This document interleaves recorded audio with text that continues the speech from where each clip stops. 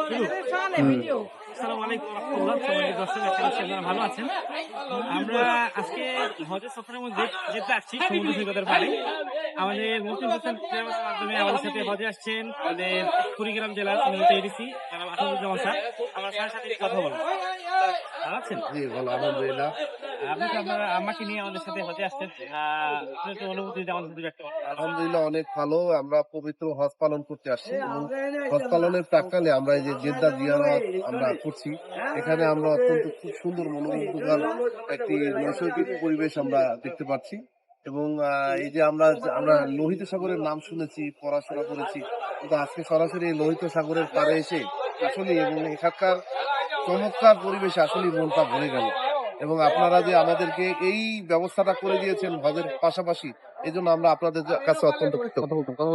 কথা বলেন।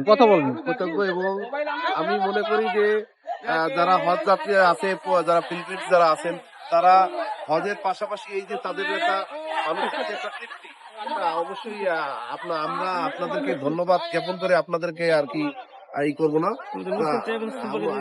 এবং মুসলিম ট্যুরস অ্যান্ড ট্রাভেলস তারা অত্যন্ত যত্নের সাথে আমাদের যেভাবে আমাদেরকে গাইড করেছে, আমাদেরকে হজের বিভিন্ন নিয়ম কানুন খুব সুন্দরভাবে বলেছে এবং প্রত্যেকটা মানে ইমান আখলাকের এবং আমাদের উমরা করার ব্যাপারে যে সুন্দরভাবে গাইডলাইন দিচ্ছে। তদুপরিও আমাদেরকে তারা এবং একটা মানসিক তৃপ্তির জন্য যে তারা এবং ঐতিহাসিক নিদর্শনগুলা মক্কা শরীফ তথা জেদ্দার স্থানগুলো আমাদেরকে ঘুরিয়ে দেখেছে। এজন্য আমরা তাদেরকে অন্তরের অন্তঃস্থল থেকে ধন্যবাদ করি। মাশাআল্লাহ, জাযাকাল্লাহ।